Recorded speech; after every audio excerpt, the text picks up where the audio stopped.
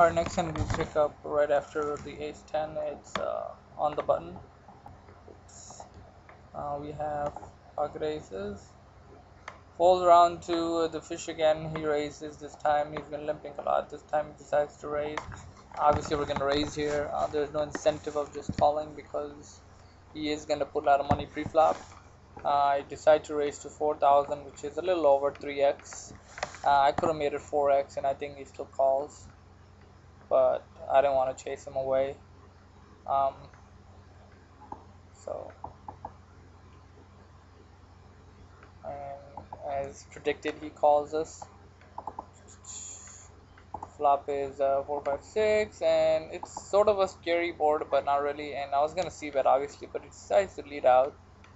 And here I'm not folding against a player like him. His min raise could mean a lot of different things.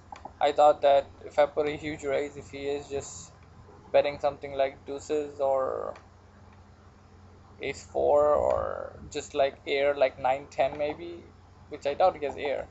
But I thought that if I raise big, he goes away, and it is true that I should raise big because there are a lot of scary cards that could come on turn. You know, the board could pair, which is not as bad, but a 3 or a 7 or an 8 or even a deuce are kind of scary cards. But I guess I just kind of greedy, and I decided to try to get max value out of him. And being a fish, now obviously you don't play the same way against a different player, but against him. 2's sort of a scary card. He checks. I had to check behind for a couple reasons. Either I'm ahead at this point or I'm way behind. So, I mean, I just thought that I could either get a value from him on this street or he falls, or I can bet a river that's not as scary. River is beautiful, king of diamonds. I obviously have at this point ace king in my range, but I don't raise ace king pre-flop. He decides to lead out pretty big, and at this point, I can't raise him. But even though if I call, I'm pretty much committing 80% of my stack or something like that. And against a player like him, I mean, I'm not gonna fold. If he has a 3, I'm gonna pay him off. If he has a set, I'm gonna pay him off. He didn't play like a set, but he could have a set here.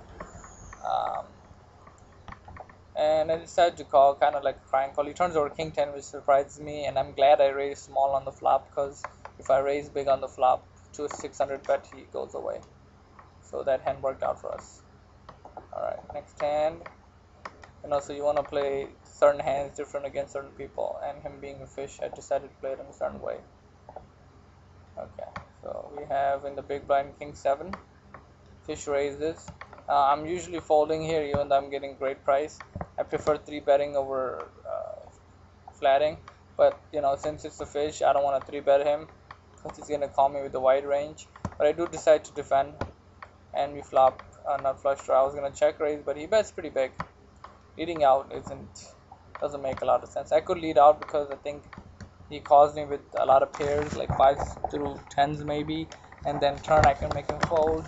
But he bets so big that check raise was no longer an option. I mean, this is an option, but it's just like I don't want to get my chips in against a player like him. So I just decided to play it safe. I just call, and I was gonna fold the turn if I miss.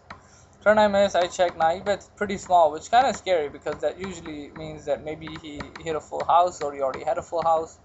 But I didn't put him on aces because he bets so big on the flop. The only thing that I was concerned about is now he has like a 5 full or maybe even a 4-5. That would be weird. Or maybe he has complete air. And I was getting a good price with the flush draw. So he really has a full house there, and I call. River is a queen. I check, and he checks behind. He shows ace 10. So we played it perfectly. I think there's no other way you could have played that hand except fold pre-flop. Sometimes it's better just to play safe. Alright, next hand. We're still at the same table. We lost some chips against the fish. Now we're folded to us in the hijack. We're gonna raise here 2480, hoping to pick up the fish. Or we pick up this guy who's playing 27-20 over 15 hands. Doesn't tell us much except he's either a tag or a lag. By the way, I should mention the tag is a tight aggressive and lag is a loose aggressive. I don't know if I mentioned that before. Anyways, we pick up the fish as well. We flop trip kings and we're gonna see bet here because they could have king x, jack 10, ace x, I don't know, flush draws. We bet pretty small and we pick up this player who we haven't played against much. And he checks on the turn. Here I was pretty sure my hand is good because 2 is a blank. So I decide to bet and I'm just trying to get my chips. I mean, obviously I'm giving a good price to a flush draw, but then again I got a full house. Now I was really hoping he has a king X here because he looks like a player with a 2720 that wouldn't want to play out of position in the first place. So I was assuming he has either I thought he has a pair of tens and he was floating the flop, or trying to see if his hand is any good. And I was hoping if he has tens, I want him to call this small bet, and if he has king, I want him to call. I really didn't put him on a queen. And when he shoved there, I snap called. He did show his queen. It kind of was a cooler for him, so that worked out well for us. And we were up to 46,000. Okay. Where are we? Okay, we got to a new table. We're right here. We're early position. I don't like a limp here at this point with the annies. I mean, we could limp, but really, I mean, everybody has decent chips except this guy who could shove, and I would have to call if I raise, and if he shoves, I call if he raises. I decide to raise, plus I'm new to the table, so my early position raise has to get respect. He pretty much re-raises or shoves whatever, and I can't fold here, so I put him all in. Kind of a standard spot. He shows king jack. I don't blame him or anything, but kind of standard play there. We lost some chips there. Alright, next hand. Same table. We are in the big blind and we look down at pocket eights. Our M at this point is roughly 8. And we have a min raise from Johnny Co. 30 hands on him. He's raising a decent amount. And I decided to re-raise. I could shove here, but I thought if I re-raise and he has something like 2 overcards, he might fold like a jack kind of hand, but he might call a shove on the other hand. And if he has a pocket pair, I want him to either fold pre-flop, or if he calls me with a better pocket pair, I want him to fold on Broadway cards if I decide to c-bet. So I like the re-raise over a shove, and I raised 8,800. I'm not sure if I raised intentionally because I have pocket eights, and he shoves, and it's kind of a sucky spot. There's an argument for folding because I'm at least just a coin flip, but I mean it's a $3 tourney or $5 tourney, whatever it is, and I mean the pot is 8, 16, 17, 20,000. I have 24 behind.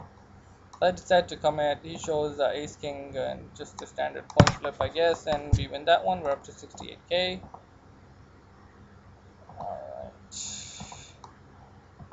Then we pick up pocket sixes, and we are, I think, at a new table now, I guess. Alright. We're on the button. We have 53k, so our M is roughly 7,000.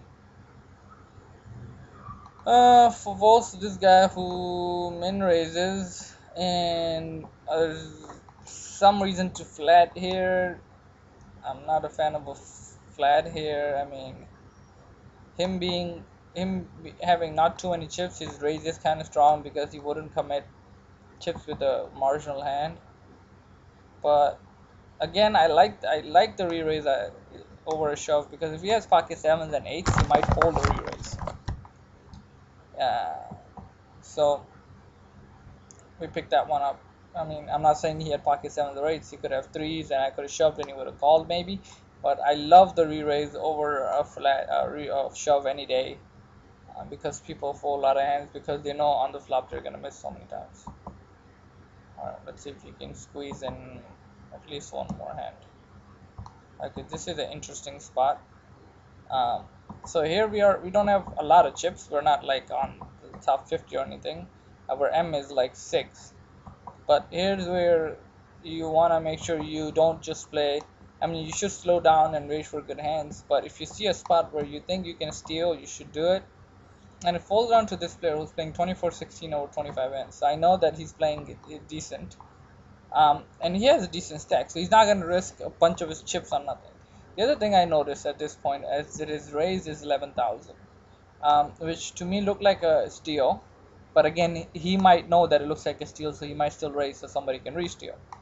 But 11,000 looks like something where he doesn't want to min raise because with the steal because he can pick up the blinds, and he doesn't want to raise too much because if he gets shoves on, he can fold.